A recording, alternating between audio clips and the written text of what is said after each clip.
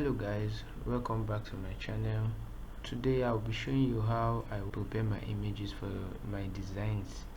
So this is the image we'll be working with today. As you can see, this is a high resolution image. So I got this image from Freepik online. So I'll be showing you how I use my camera raw filter on Photoshop to prepare my images for design. First thing I'm going to do to this image is I'm going to convert it to a smart object. So why am I converting it to a smart object? This is so that in case there's any mistake along my editing, I can always return back, or if I've increased something much, I can always return back to reduce it. So how will you get that? You right click on the image and go to convert to smart object. So after it has converted, you see this symbol here. So I'll go to my filter and I'll click on my camera raw filter. So it's loading. So this is my camera raw filter. So the first thing I do, I go to my basic, and this is clarity. These are sliders, so you either move them left or right to get the effect you want. Now I should say here, whatever settings I'm going to use here are based on preference and based on the output I want on my design, and what kind of mode and what kind of message I want to pass with my designs. So here we have camera raw 14.3. I'm using Photoshop 2022. We'll be adjusting this slider to see the effect on the image. The first thing I do is I go to the clarity and I increase it. Now take notice of the effect on the image. Now if I move it this way, you see that the details on the image are gone, making the image look plastic and fake. So if I move it this way, you see the details are coming back. I think I'm okay with it at 50. So I increase the texture. The texture are this,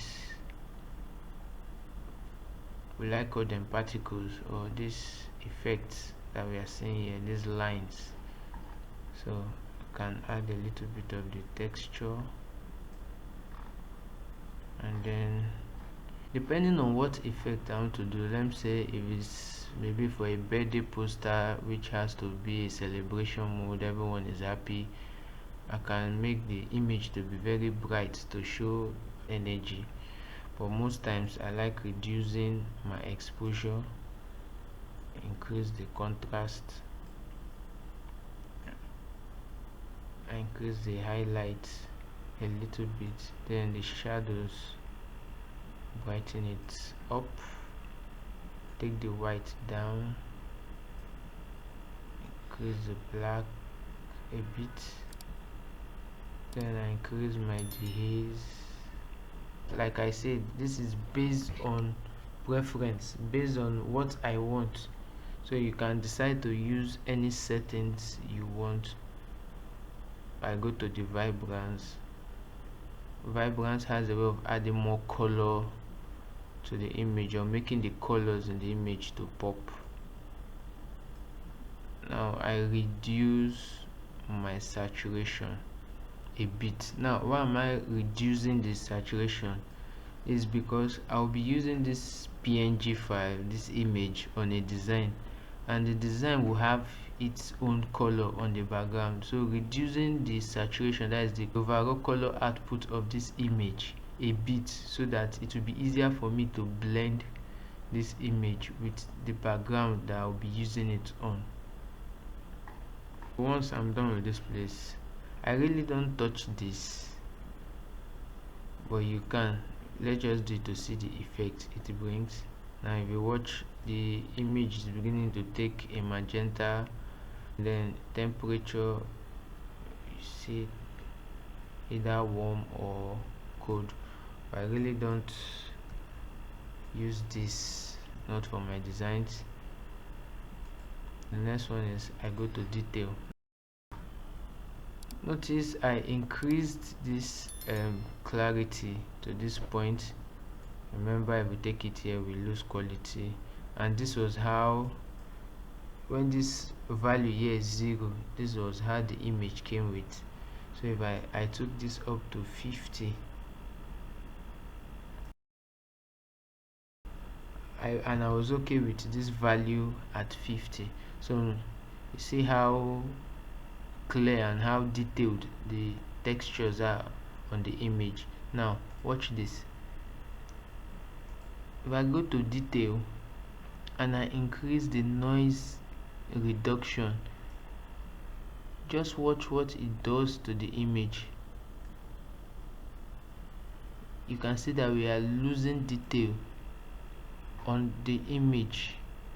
A little bit of those clear sharp texture we were having when we were increasing the clarity are gradually fading once I increase the noise reduction. If you take the noise reduction much, it makes your image look plastic, which is not a good one. So I usually put it between 25 and 30 depending on the resolution of the image. So I'm okay with this. Then I increase the sharpening. Now I go to, now this is another thing I use, is color grading, but I will not be using color grading in this. I can actually make this image to blend with my background from here. I can either do the color grading from here, or I can use Photoshop layers to get it done. This is shadow, midtones and highlight. Watch the dark part of this place. If I move it towards a color, you see it. This is what we call color grading. So I'm not going to be using this yet. I'm just showing you so you know what it does. If I take it up towards this point here, it's reducing the effect on it, but I don't really color grade till when I'm sure of the background I want to use. These are the highlights, the bright part of this image where the light reflections are. That is exactly how you can color grade your images to suit the design you want to do. So but I won't be using this for now. So the next thing I do on my images, I add grains. If you increase these grains here, you kind of see small particles around this area where there are less textures.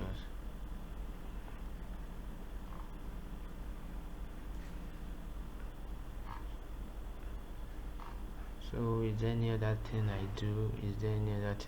No. So that is basically what I do. Now to get a very good effect on your image, you must be sure that your image is of high resolution. If it's of low resolution, it won't really give a good effect on your image, and it also spoil your design solution. So make sure you always get high resolution images so that your design can always stand out. So you click OK. Is loading the effects we have done on it. So you can see it, guys. This is without the effect, and this after we put it, the effect. See it, this is before and this is after. Let me place a background on this so you can see the effect of the color grading. I want to use this background. This is the background I want to use for this image, assuming. So I can just double click here,